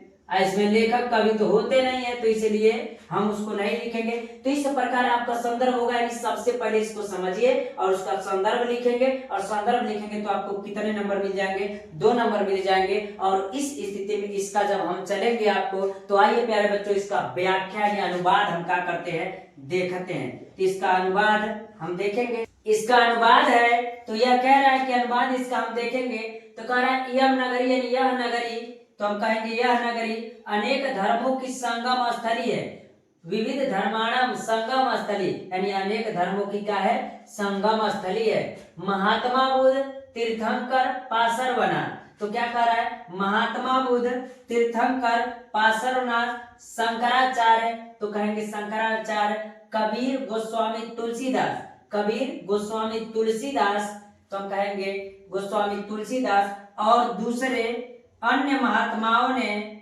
यहाँ आकर अपने विचार का प्रसार किया। अन्य, यहाँ अन्य रहेगा, दूसरे अन्य महात्माओं ने यहाँ आकर अपने विचारों का प्रसार किया। न केवल दर्शन साहित्य और धर्म में ही अपितु कला के क्षेत्र में भी यह नगरी तरह तरह की कलाओं के लिए और शिल्पों के लिए प्रसिद्ध है। यहाँ की रेशमी साड़ियाँ हर देश में सर्वत्र पसंद की जाती है, यानी कि यहाँ की वाराणसी साड़ी आप जानते हैं सर्वत्र सब जगह पसंद की जाती है। यहाँ की पत्थर की मूर्तियां प्रसिद्ध है, यहाँ पत्थर की मूर्तियां भी प्रसिद्ध है। यह अपनी प्राचीन परंपरा का इस समय भी पालन कर रही है। यह मनिया क्या करे, प्राचीन नगरी परंपरा इदानीम पालयत, यानी यह आज भी हम कह सकते प्राचीन परंपरा का इस समय भी पालन कर रही है। तो इस प्रकार आपका रहेगा किससे, तो इस प्रकार हम कहेंगे प्यारे बच्चों कि आपका अध्याय 1 से रहेगा। इसी प्रकार आपका भारतीय संस्कृत से भी हो सकता है, प्रबुद्ध ग्रामीण से भी हो सकता है, तो किसी से होगा, लेकिन आपको लिखना होगा इसी प्रकार और 2 पैसे दिया होगा, कोई एक ही करना होगा, तो आपको मिलेंगे कितने, 5 नंबर। तो चलिए प्यारे बच्चों इसका अगला क्वेश्चन हम क्या करते हैं देखते हैं। तो अगर हम कहेंगे प्यारे बच्चों तो 2 क्वेश्चन और वाराणसी पाठ से देख लीजिए, अगर इससे पूछेगा तो यही पूछेगा, दूसरा नहीं पूछ सकता है। तो पहला ये है, पहला तो यही हो गया, दूसरा इसको कर लीजिए, तीसरा इसको कर लीजिए। तो वाराणसी सुविख्यात प्रसिद्ध नगरी नहीं है, उसको देखना है, वाराणसी सुविख्यात वाला बहु प्रशंसित वाला देख लीजिएगा। और एक और आता है, ऐसा नगरी भारतीय संस्कृति डॉट डॉट डॉट कार्य डॉट डॉट डॉट का मतलब यह होता है, उसके बीच में 4-5 लाइन है। तो इस प्रकार वाराणसी पाठ से आप क्या कर लीजिएगा, देख लीजिएगा, और भारतीय संस्कृति से भी क्या कर लीजिएगा, देख लीजिएगा, जो आपके लिए महत्वपूर्ण होने वाला है। अब प्यारे बच्चों हम आपको पद से बताएंगे जो क्वेश्चन इंपॉर्टेंट होगा, जो किस नंबर का होगा, तो प्यारे बच्चों 24 नंबर का क्वेश्चन होगा। प्यारे बच्चों जो चौथा नंबर का आपका क्वेश्चन होगा तो 21, 22, 23 नहीं रहता है, खास करके 1, 2, 3, 4 ही रहता है। तो 1 पढ़ लिए, 2 पढ़ लिए, 3 पढ़ लिए। चौथा नंबर जो होगा संस्कृत के पद से होगा, अभी हमने बताया है आपको। तो जब संस्कृत के पद से होगा तो इसमें भी 4-5 लाइन देगा, अथवा करके एक और 4-5 लाइन का देगा, और इसका संदर्भ सहित क्या करना होगा, अनुवाद करना होगा। तो आपको टोटल नंबर कितना मिलेगा, 2 + 3 यानी 5 नंबर मिलेगा। तो हम कहेंगे इस प्रकार इसको कह सकते हैं, कितना नंबर हो जाएगा, 5 नंबर हो जाएगा। तो सबसे पहले हम इसका संदर्भ लिखते हैं। तो संदर्भ हम कहेंगे, तो संदर्भ जरा हेडिंग डालिए और कहेंगे कि संदर्भ इसका क्या होगा। तो हम कहेंगे प्रस्तुत, और ये पद है, पद्य, तो पद्यांश हो जाएगा। हमारी पठित पाठ्य पुस्तक, पठित पाठ्य पुस्तक, पठित पाठ्य पुस्तक संस्कृत खंड के भारतीय संस्कृत से लिया गया है, भारतीय संस्कृति से लिया गया है। तो इस प्रकार आपका यह संदर्भ हो जाएगा, और आपको कितने नंबर मिलेंगे, तो 2 नंबर मिलेंगे। यह आसान होता है। तो अब इसका अगर हम व्याख्या देखें, अनुवाद देखें, तो इसका अनुवाद जो होगा वह आपका होगा, अनुवाद इसका, तो जो इसका अनुवाद होगा तो कह रहा है सर्वे भवन्तु सुखिनः, सर्वे सन्तु निरामया, सर्वे भद्राणि पश्यन्तु, मा कश्चित् दुःख भाग भवेत्। इस प्रकार रहेगा। तो उसका अनुवाद क्या होगा, सर्वे भवन्तु सुखिनः यानी संसार में सभी प्राणी क्या हो, सुखी हो। सर्वे सन्तु निरामया और सब निरोगी हो, यानी कोई रोग यानी रोगी न हो, सब निरोगी हो। यानी सर्वे भवन्तु सुखिनः, सर्वे सन्तु निरामया, सर्वे भद्राणि पश्यन्तु, मा कश्चित् दुःख भाग भवेत्। सबका कल्याण हो, सब कल्याण देखे, यानी सबका कल्याण हो, कोई भी दुखी ना हो। तो इस प्रकार इस पैसेज का यानी पद्यांश का यह अनुवाद होगा। और इसमें मैं आपको कुछ पद्य दे रहा हूं, जिसको आप पढ़ लेंगे तो उसी में से आएगा, यानी वह पद्य आपका इस प्रकार होगा जो निम्न प्रकार। इसका अन्य पैसेज जो होगा वह होगा, पहला एक तो हमने बता ही दिया है, अगला जो होगा वह देखिएगा, जरा ध्यान से इसको पढ़ लीजिएगा। अगर मैं सब वीडियो को इस तरीके से बताऊंगा तो समय कम है, इसलिए मैं इस तरीके से बता रहा हूं, आप पढ़ सकते हैं आसानी से। और लिखना कैसे है मैं बता दिया हूं कि संदर्भ लिखना है, साथ में क्या लिखना है, अनुवाद भी लिखना है। तो पहला है वंदन मरणम वापि डाट डाट डाट डाट ही वीरता, यानी इस पैसेज को देख लिया। अगला कर है मान हित्वा डाट डाट सुखी भवे, इस वाले पैसेज को क्या कर लीजिएगा, देख लीजिएगा। अगर हम कहेंगे नितरा नीचो स्मृति डॉट डॉट डॉट गुण ग्रहितासी, गुण ग्रहितासी, इस पैसेज को देख लीजिएगा। और सबसे इंपॉर्टेंट जो है नीर चीर विवेके हंसलस्य वाला जो है डॉट डॉट डॉट पालस्यति को देख लीजिएगा, यह इंपॉर्टेंट होने वाला है। रात्रि ग्रमस्यति डॉट डॉट डॉट गज उज्जहार, समझ रहे होंगे। 30 पैसेज को देख लिया। और लास्ट वाला जो है कोकिला, यहाँ पर डॉट डॉट डॉट समुल्लसति। इस पैसेज को जब देखेंगे तो आपको ये चौथा नंबर का जो क्वेश्चन संस्कृत का रहेगा तो यह लिखने में आपको कोई समस्या नहीं होगा। इस प्रकार प्यारे बच्चों ये चौथा क्वेश्चन भी आप क्या कर लीजिएगा, तैयार कर लीजिएगा। प्यारे बच्चों जो आपका अगला क्वेश्चन है यानी ओएमआर सीट करने के बाद जो 5वां नंबर का क्वेश्चन होगा मैं आपको वो बताऊंगा कि उसमें क्या रहेगा। तो सबसे पहले हम बता दें कि जो 5 नंबर का क्वेश्चन 3 नंबर का क्वेश्चन होगा और 5वें नंबर पर होगा तो उसमें क ख ग घ अंग च छ ऐसे करके क्वेश्चन दिया होगा 5वें नंबर पर। तो मैं आपको बता दूं इतना ज्यादा क्वेश्चन देख करके घबराइएगा मत, क्योंकि आपको सब क्वेश्चन नहीं करना है, उसमें से एक ही क्वेश्चन आपको करना है। और आपको क्वेश्चन करने पर मिलेंगे कितने नंबर, 3 नंबर मिलेंगे। यानी एक को करें, बहुत से बच्चे देखते हैं तो घबरा जाते हैं कितना ज्यादा क्वेश्चन आ गया हम कैसे करेंगे। तो हम आज आपको बता देना चाहते हैं इसमें जब करने आप जाएंगे तो उस स्थिति में मैं बता दूंगा आपको उसमें सब नहीं करना होगा, कोई एक करना होगा। और जब एक क्वेश्चन करेंगे तो आपको कितना नंबर मिलेगा, तो आपको 3 नंबर मिलेगा। चलते देखते हैं। और एक बात और मैं बता दूं, जो बच्चा जिस जिले में पढ़ता है, जिस जिले में उसका एडमिशन हुआ, जिस जिले का है, जिले वाइज से क्वेश्चन को क्या किया जाता है, पढ़ा जाता है। और उस स्थिति में आपके जिले में कौन सा टॉपिक लगता है, मेवाड़, मुकुट, मातृभूमि, कर्मनाशा या क्या लगता है, उस हिसाब से आपको पढ़ना पड़ेगा। और मैं एक वीडियो बनाऊंगा जो अपने जिले में देवरिया जिले से संबंधित और अन्य जिले है उसको मैं बताऊंगा, जिस प्रकार आप अन्य अपने जिलों को पढ़ सकते हैं। इसी प्रकार हम बता देना चाहते हैं कि यह आपको सब क्वेश्चन नहीं करना होगा, इसमें से कोई आपका जो आपके जिले पर निर्धारित होगा। तो अगर हम कह दे किसी नंबर पर हो सकता है तो जिस पर होगा उस पर आप क्या कीजिएगा, लिखिएगा प्यारे बच्चों, आपको कोई समस्या नहीं आएगा। और मैं कहानी तरीके से मैं बताऊंगा।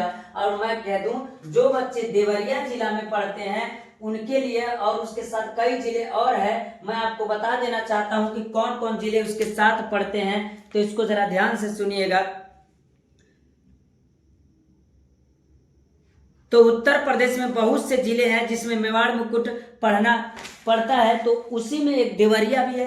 तो देवरिया में जो पढ़ना पड़ता है हमको वो है मेवाड़ मुकुट। मेवाड़ मुकुट यानी मेवाड़ मुकुट का हमको क्या करना है, वर्णन करना है इसमें कि मेवाड़ मुकुट का काव्य क्या है। तो मैं आपको बता दूं मेवाड़ मुकुट खंड काव्य में कुछ नाम है जिसको मैं बता रहा हूं, जरा ध्यान से सुनिएगा। हम कहेंगे मेवाड़ मुकुट खंड काव्य के सबसे बड़े नायक जो रहते हैं वो कौन रहते हैं, तो महाराणा प्रताप रहते हैं। कौन रहते हैं, तो ये है महाराणा प्रताप को हम बना देते हैं। तो ये कौन है, तो हम कहेंगे ये महाराणा प्रताप है और इनको हम लोग अच्छे से क्या कर देते हैं, बना देते हैं। इनको मान लीजिए महाराणा प्रताप है ये, और इनकी शादी हो गई होती है और इनकी पत्नी भी रहती है जिनका नाम क्या रहता है, लक्ष्मी रहती है, लक्ष्मी रहता है, जिनका नाम क्या रहता है, लक्ष्मी रहता है। और इनके बच्चे भी रहते हैं तो बच्चों को भी बना लेते हैं, समझ रहे होंगे।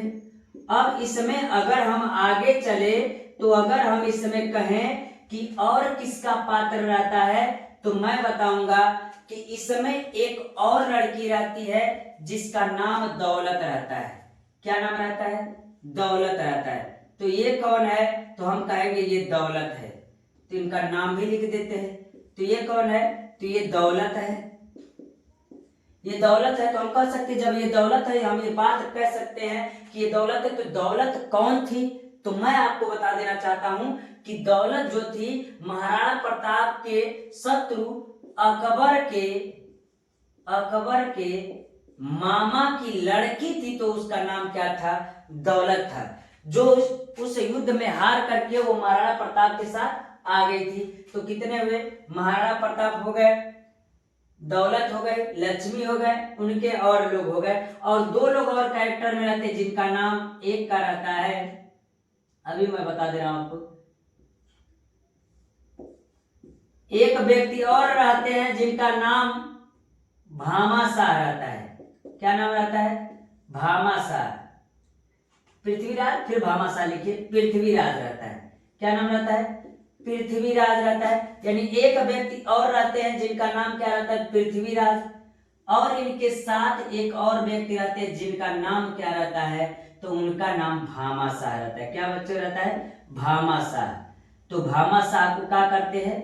बनाते हैं। इस पूरे कहानी में कितने लोग हैं? तो हम कह देंगे कि भामाशाह है, पृथ्वीराज है, महाराणा प्रताप है, इनकी पत्नी है, और सबसे एक मुख्य बात बता दूं मैं, एक राजस्थान में एक पर्वत रहता है जिसका नाम अरावली पर्वत रहता है। तो इस अरावली पर्वत को भी बना लेते, तो इसको नाम रखते हैं अरावली पर्वत। उम्मीद कर रहे हैं प्यारे बच्चों समझ में आ रहा होगा। और अकबर इनका शत्रु रहता है तो अकबर को भी बना लेते हैं। तो ये कौन है?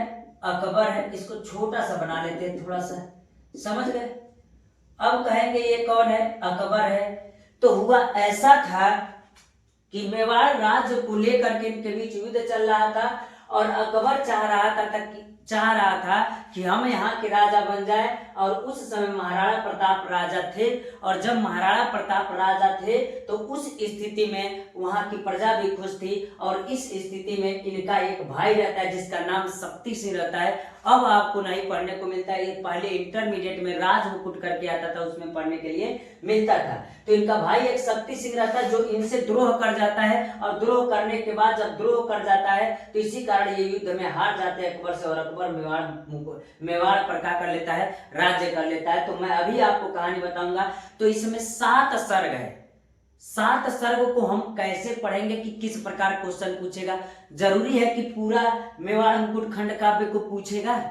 वो कह देगा प्रथम सर्ग के बारे में वर्णन कीजिए, या कह सकता है द्वितीय सर्ग के बारे में वर्णन कीजिए, या कह सकता है तृतीय सर्ग के बारे में, या चतुर्थ सर्ग के बारे में, या पंचम सर्ग के, या षष्ठी सर्ग के, या सप्तम सर्ग के बारे में पूछ सकता है। जरूरी नहीं है कि ये पूरा सारांश आपसे पूछेगा।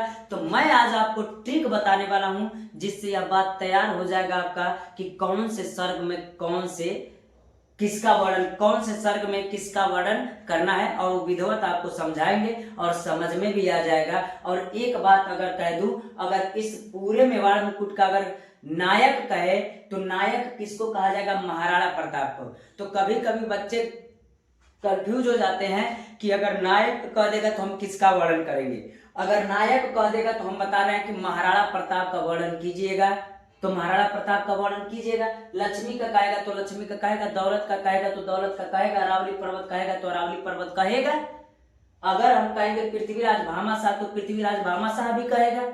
एक बात यहां से आ रही है कि अगर आपसे पूछ देगा कि मान लीजिए पूछ देगा कि मेवाड़ मुकुट खंड काव्य का सारांश अपने शब्दों में लिखिए, पूरा सारांश जब लिखने की बात वो कह देगा तो उस स्थिति में मैं बता दूं आपको, उस स्थिति में क्या होगा? आपको पूरा सारांश थोड़ा थोड़ा 7 सर्गों के बारे में आपको लिखना पड़ेगा, तब जाके आपको कितना नंबर मिलेगा? 3 नंबर मिलेगा। तो आइए प्यारे बच्चों हम आपको समझाते हैं कि ये किस प्रकार 7 सर्ग को हम आसानी से याद करेंगे। तो मैं एक ट्रिक आपको बता देता हूं जिसका नाम जानते हैं क्या है? अलग परदौची प्रभाग। अलग प्रदौची प्रभाग। जरा ध्यान से सुनिएगा प्यारे बच्चों, अलग परदौची प्रभाग। तो अलग परदौची प्रभाग क्या है? तो मैं आपको बता देना चाहता हूं। अगर हम कहें अ से ई पहला है तो इसको पहला लिखिए, पहला अक्षर। ये क्या है? तो हम कहेंगे ये दूसरा अक्षर है तो इसको दूसरा अक्षर लिखिए, किसी को दिक्कत। और ये तीसरा है तो ये तीसरा होगा। और मैं बता दूं आपको ये दूसरा तीसरा है नहीं कुछ, ये दूसरा तीसरा सर्ग ही है।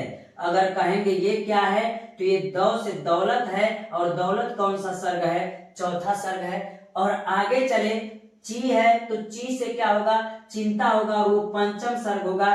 और पी से क्या होगा तो हम कहेंगे षष्ठी सर्ग होगा यानी पृथ्वीराज होगा। और भामाशाह से कौन सा सर्ग होगा यानी सातवां सर्ग होगा।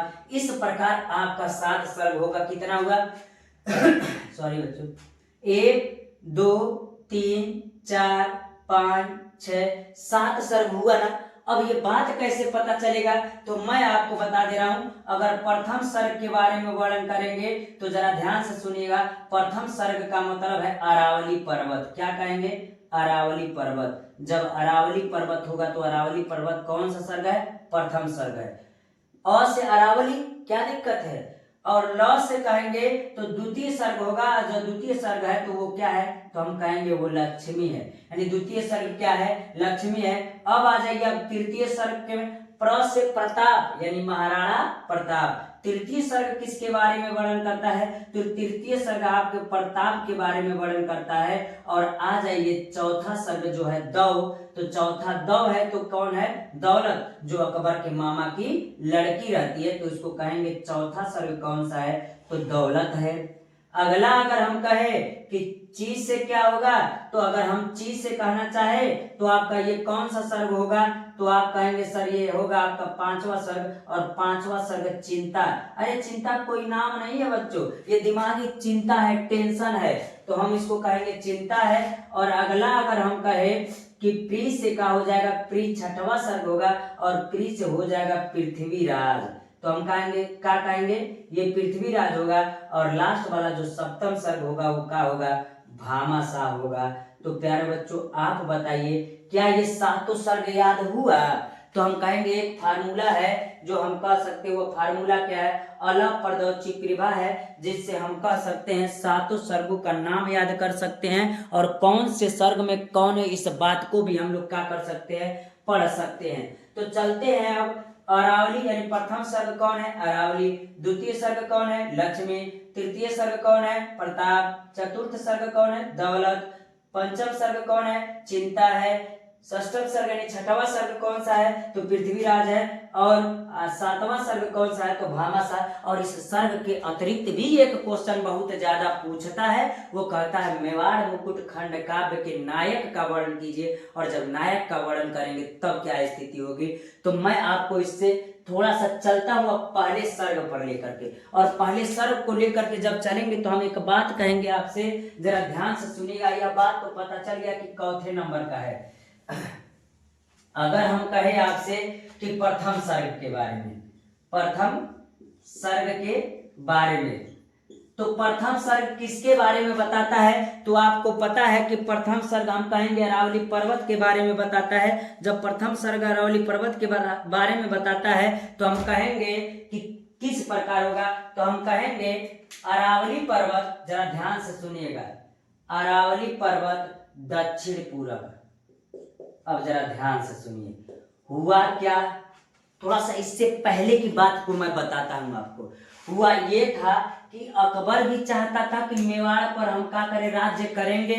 और उस स्थिति में जो महाराणा प्रताप थे वो तो राजा थे ही, अकबर चाहता था कि हम उस पर राज करेंगे, इसलिए वो क्या किया, इनसे महाराणा प्रताप से युद्ध किया। और जब उस युद्ध में युद्ध हुआ दोनों के बीच, तो महाराणा प्रताप का भाई जो था शक्ति सिंह इनसे द्रोह कर ही गया था। जब द्रोह कर गया तो जाकर के अकबर से जाकर के मिल गया और अकबर से सब भेद क्या कर दिया, बता दिया। जब सब भेद बता दिया तो महाराणा प्रताप को हराना उसके लिए क्या हो गया, आसान हो गया। जब आसान हो गया तो क्या हुआ, इस स्थिति में मैं बता रहा हूं, इस स्थिति में हुआ क्या, जब दोनों के बीच युद्ध हुआ तो उस युद्ध में महाराणा प्रताप की क्या हो गई, पराजय हो गई। महाराणा प्रताप हार गए, अपने बीवी बच्चों के साथ भाग करके कहां चले गए, तो भाग करके गए कहां प्यारे बच्चों, तो अरावली पर्वत पर गए। तो अरावली पर्वत प्रथम सर्ग कहता है। अब आपका सर्ग स्टार्ट होता है, अब आपका सर्ग स्टार्ट होता है। तो अरावली पर्वत हम कहेंगे राजस्थान के दक्षिण पूर्व में, राजस्थान के दक्षिण पूर्व में स्थित एक अरावली पर्वत है जो राजस्थान की सुरक्षा करता है, यानी जो राजस्थान की मेवाड़ की क्या करता है, सुरक्षा करता है। तो हम इस प्रकार कह सकते हैं कि अरावली पर्वत जो है वो राजस्थान में स्थित दक्षिण पूर्व में स्थित है। क्या उसकी सुरक्षा, मेवाड़ मुकुट की सुरक्षा यानी मेवाड़ की सुरक्षा करता है। युद्ध हारने के बाद महाराणा प्रताप अपने बीवी बच्चों के साथ वहीं पर रहने लगते हैं। और मैं आपको बता दूं, उनके साथ बिछड़ करके किसी प्रकार दौलत भी इनके साथ आ गई थी। जो दुश्मन की बेटी थी ना, लेकिन उसको अरावली पर्वत पर रख करके अपनी बेटी के समान मानते हैं और कंद मूल फल खा करके अपना जीवन क्या करते हैं, व्यतीत करते हैं। तो उसी समय क्या होता है, जब जीवन व्यतीत करते रहते हैं, तो मैं आपको बता दूं, एक पेड़ रहता है और पेड़ के किनारे अगर हम कह दे तो एक कुटिया बना करके इनका परिवार क्या करता था, रहता था। तो मैं आपको बना देता हूँ, कुटिया भी बना दिया। तो हुआ क्या, यही सब चीज देख करके, अरावली पर्वत के बारे में तो समझ गए, यही चीज सब सोच करके, यही सब चीज देख करके महाराणा प्रताप की पत्नी जो लक्ष्मी थी, अपने बेटों को देख करके और उसी को गोद में लेकर के दुखी अवस्था में पेड़ के नीचे क्या की है, बैठी हैं। और जैसे बैठ जाती हैं तो प्रथम सर्ग आपका क्या हो जाता है, समाप्त हो जाता है। तब स्टार्ट कौन हो जाता है, द्वितीय सर्ग। तो द्वितीय सर्ग जब स्टार्ट होता है तो द्वितीय सर्ग किसको बताता है, देखिए जो अंत होता है बहुत सही ढंग से होता है। द्वितीय सर्ग क्या कहता है, तो हम आपको बता दें द्वितीय सर्ग क्या कहता है, जरा ध्यान से देखिएगा। ये द्वितीय सर्ग है, तो हमने अभी बताया कि द्वितीय सर्ग किसके बारे में बताता है, लक्ष्मी के बारे में बताया। जब ये सोचती रहती है और अपने बच्चों को देखती है और पेड़ के किनारे बैठ जाती है और सोचती है कि उनके बेटों को अच्छे से दूध नहीं मिल पा रहा है और अच्छे से खा नहीं पा रहे, अच्छे से सो नहीं पा रहे, यानी जो विलासिता पूर्वक जीवन उनको मेवाड़ में राजा के रूप में मिला करता था, वो उनके बेटों को नहीं मिल पा रहा है। और इसी बात को लेकर के दुखी है, इसी बात को लेकर के दुखी हैं। और जैसे पेड़ के नीचे बैठी हैं और पेड़ के नीचे बैठी है, तब तक वहां महाराणा प्रताप आते हैं। जरा ध्यान से सुनिएगा प्यारे बच्चों, आप अपने मन से पढ़ेंगे तो कहानी याद नहीं होगी, मैं बता दे रहा हूँ पहले आपको।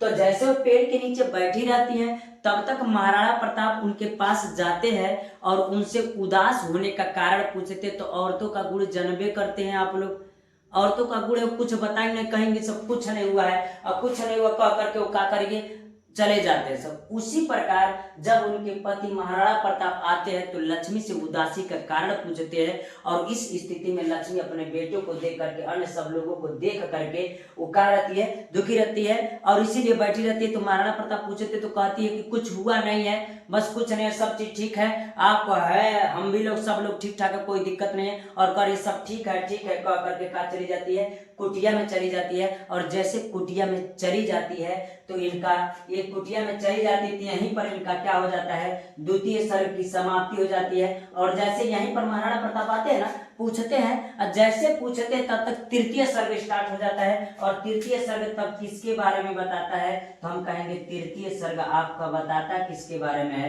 तो प्रताप के बारे में। तो प्रताप के बारे में बताता है तृतीय सर्ग। तो हम प्यारे बच्चों चलते हैं तृतीय सर्ग को, देखते हैं कि क्या होता है इसमें। तो जैसा कि आप अभी सुने हैं कि जो लक्ष्मी थी और उनसे कारण पूछते हैं, जैसे कारण पूछते हैं तो वो कुटिया के अंदर का की, पूछने के बाद कुटिया के अंदर वो का की चली गई।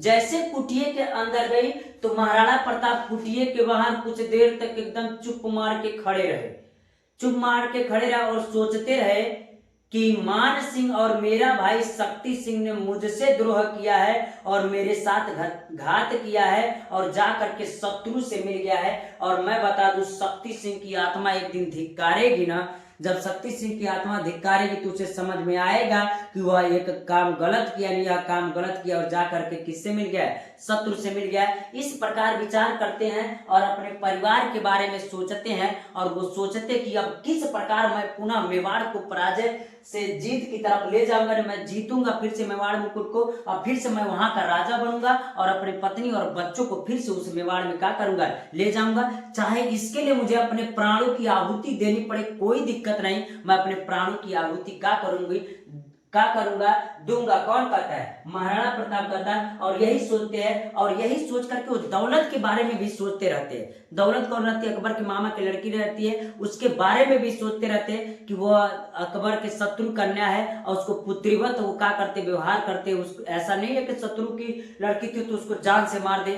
पुत्रीवत व्यवहार करते हैं और इस प्रकार उसको भी अपने बेटी के जैसे पाल करके अपने साथ रखते हैं। तब तक इसी सर्ग का क्या हो जाता है, अंत हो जाता है। अंत हो जाता है तब तक एक पेड़ के नीचे बैठ करके कौन, एक पेड़ के नीचे बैठ करके दौलत, कौन, तो दौलत, दौलत को भी बना देते हैं।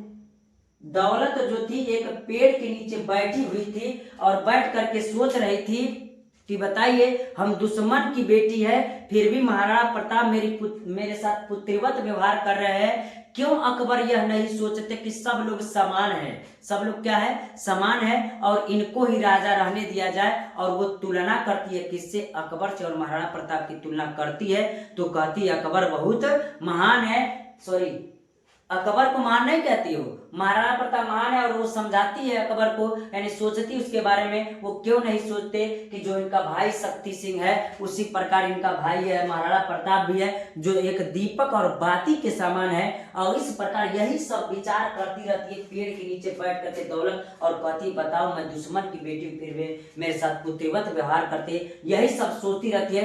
तब तक कुछ देर बाद उसके पैरों की आवाज सुनाई देती है, पैरों की आवाज सुनाई देती है। तो मैं आपको बता दूं यहाँ पहले से कौन बैठी थी, तो यहाँ पहले से दौलत बैठी थी। जब तक पैरों के आवाज सुनाई देते हैं तो पैरों की आवाज किसी और के नहीं थे, पैरों की आवाज किसी और के नहीं थे, महाराणा प्रताप के थे। और जैसे महाराणा प्रताप वहां आकर खड़े होते हैं, दौलत उड़ जाती है, और जैसे उड़ती हुई से इस सर्ग का क्या हो जाता है, समाप्त हो जाता है। यह सर्ग कौन सा हो जाता है, चौथा सर्ग था ना दौलत, तो हम कहेंगे चौथा सर्ग कौन था, तो चौथा सर्ग आपका कौन था, तो दौलत था। दौलत भी समाप्त हो गया। अगला जो था पंचम सर्ग, तो हम पंचम सर्ग क्या बताया है, तो पंचम सर्ग बताएं हम अभी आपको चिंता बताएं, क्या बताएं, चिंता बताएं। तो हम आपको बताते हैं कि चिंता क्या हुआ। जब दौलत एक पेड़ के नीचे बैठ करके क्या कर रही थी, सोच रही थी, उसी समय उसे पैरों की आवाज सुनाई देती है। और जब पैरों की आवाज सुनाई देती है तो उस स्थिति में वो पैरों की आवाज किसकी रहती है, तो वो पैरों की आवाज महाराणा प्रताप की रहती है। जैसे ही महाराणा प्रताप आते हैं और दौलत से पूछते हैं कि बताओ, जैसे वो आते तो पहले खड़ी हो जाती है, और जैसे खड़ी हो जाती है तो महाराणा प्रताप पूछते हैं कि बताओ तुम यहाँ उदास क्यों बैठी हो, तुम यहाँ उदास क्यों बैठी हो। तो वो उससे महाराणा प्रताप से बात करती है, और महाराणा प्रताप से बात करती है तो कहती कि मैं उदास नहीं हूं, मैं ठीक ठाक हूं, और मैं दुखी हूं, दुखी इस बात से हूं कि कहीं आप मेरे कारण से चिंता, दोनों लोग चिंता कर रहे हैं, कौन, महाराणा प्रताप और दौलत, कैसे चिंता कर रहे हैं हम उस चीज को बता रहे हैं आपको। तो हुआ क्या, जैसे लोग एकत्रित हुए तो वो पूछे उनसे, महाराणा प्रताप दौलत से पूछे कि तुम काहे दुखी हो, तो कह रहे मैं दुखी नहीं, दुखी तो हूँ, मैं बताती हूँ, यानी जो क्वेश्चन पूछते हो बताती है, और कहती मैं दुखी हूँ कि इस बात से दुखी हूँ कहीं मेरी वजह से इस मेवाड़ की जो गरिमा है वो खत्म तो नहीं हो जाएगी, यानी मेरे वजह से कुछ आपको समस्या न हो जाए, मैं इसी बात को लेकर के चिंतित हूँ। तो महाराणा प्रताप कहते नहीं, आप के वजह से मुझे कोई चिंता नहीं है। तो दोनों मिलकर के कहते हैं कि एक ही बात की चिंता है कि जब आंखों में आंसू लक्ष्मी के देखे थे, कौन कहती, दौलत कहती है, रानी लक्ष्मी की आंखों में आंसू जब दिखाई देता है तो दुख का कारण है, और दुख का कारण इसीलिए हम दुखी होकर के हम चिंता में पड़े हुए। तो महाराणा प्रताप कहते हम भी तो इसी बात को लेकर के चिंता है, और मैं प्रण लिया हूं कि एक न एक दिन मेवाड़ को फिर से आजाद कराऊंगा, और फिर से उसको क्या करूंगा, उसी महल में हम लोग का मेवाड़ में ही क्या करेंगे, चलेंगे। इस बात को लेकर के लक्ष्मी भी आती है, और सब लोग चिंतित होकर के, एकत्रित होकर के रानी लक्ष्मी भी प्रण लेती है कि मैं तभी से जंगल को छोड़ करके जाऊंगा जब दोबारा मेवाड़ को क्या कर दिया जाएगा, आजाद करा दिया जाएगा। तो उस स्थिति में महाराणा प्रताप ने पूरा यह निर्णय ले लिया कि हम उसको क्या करेंगे, आजाद कराएंगे। और इस प्रकार हम कहते पंचम सर्ग की क्या हो जाती है, समाप्ति हो जाती है।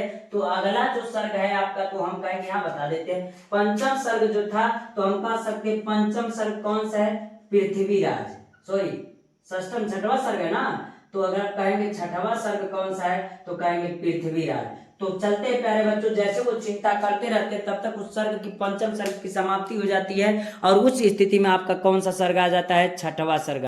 जैसे ही लक्ष्मी, दौलत और महाराणा प्रताप अपने उस पेड़ के, उस जंगल में बैठ करके चिंता करते रहते, तभी घोड़ों की आवाज सुनाई देती है।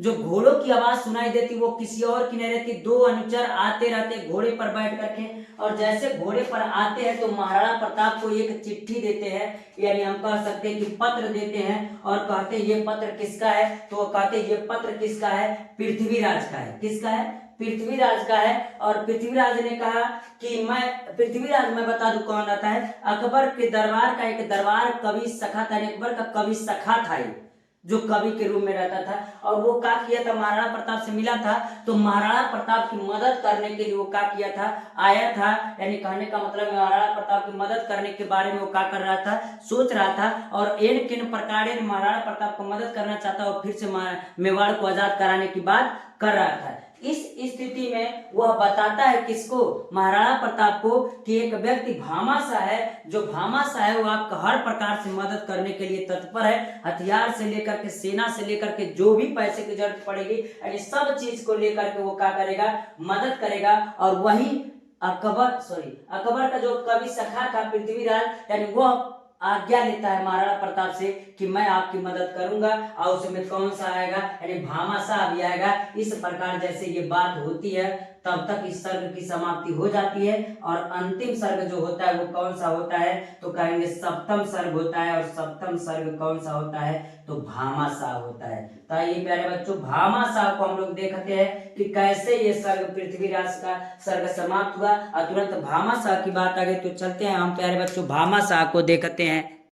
इसी प्रकार अगले दिन जब महाराणा प्रताप उस जंगल में रहते हैं, तभी उनके जंगल से, उनके कुटिया के सामने से हिरणों का झुंड क्या करता है, गुजरता है। जैसे हिरणों का झुंड गुजरता है तो उसमें से सवार होकर के एक व्यक्ति आता है, जो कौन रहता है, भामाशाह रहता है। और भामाशाह रहता है तो वो आके कहते हैं कि मेवाड़ के राजा महाराणा प्रताप की जय जयकार लगाते हुए वो आता है, और महाराणा प्रताप की जयकार जैसे लगाते हुए आता है, और तुरंत महाराणा प्रताप के सामने खड़ा होता है, और वो कहता है कि मैं आपका हर तरीके से मदद करने के लिए तत्पर हूँ, ऐसा ही हूँ, जो आपके पूर्वजों से हमें धन प्राप्त हुआ है उसको मैं आपको क्या करूंगा, दूंगा, जिससे हम लोग फिर से युद्ध करेंगे। लेकिन महाराणा प्रताप उसको पराया धन मान करके क्या कर देते हैं, अस्वीकार कर देते हैं। तो महाराणा प्रताप जैसे अस्वीकार करते तो भामाशाह कहते हैं ये पराया धन नहीं है, ये आप ही का धन है, यानी आप ही के पूर्वजों का धन है, और मैं हर तरीके से आपके लिए समर्पित हूँ, और फिर से मेवाड़ को आजाद कराने के लिए मैं अपने प्राणों की आहुति तक दे सकता हूँ। इस बात को सुनकर के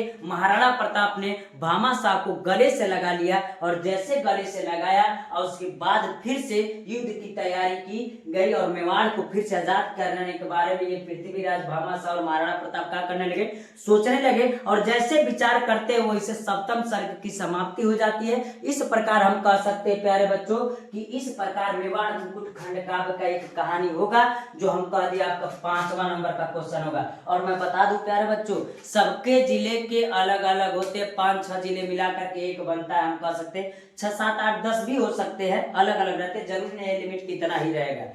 उस प्रकार हम कह सकते हैं देवरिया जिला में और अन्य जिलों में मिलाकर, तो मैं देवरिया जिला का बताऊं मेवाड़ मुकुट, और इस प्रकार यह खंड काव्य रहता है। तो उस स्थिति में हम कह सकते हैं कि इसको आप तैयार करेंगे तो आपको ये 3 नंबर का होते हैं, मिलते हैं। और आज का आपका क्वेश्चन क्या होता है, कंप्लीट होता है प्यारे बच्चों। यह पार्ट 2 है, और इससे पहले मैंने अभी कल ही वीडियो आपको दिया था जो पार्ट 1 करके था, जिसमें 5 क्वेश्चन थे, और 5 क्वेश्चन आज हमने आपको तैयार करा दिया है, और 5 क्वेश्चन बाकी का जो रहेगा वो कल अपलोड हो जाएगा। यानी 22 तारीख तक सब वीडियो आपको मिल जाएंगे। उसके बाद से 24 तारीख को आप तैयारी करके आसानी से पेपर दे सकते हैं, आपको कोई समस्या नहीं होगा। और जो मैं कहा एकदम ये 100% आने हैं ये क्वेश्चन, मेवाड़ मुकुट खंड का वैभव करेगा, तो इससे किसी का पूछेगा आप किसी का बता सकते हैं। मैं कहानी के थ्रू से आपको बता दिया हूं।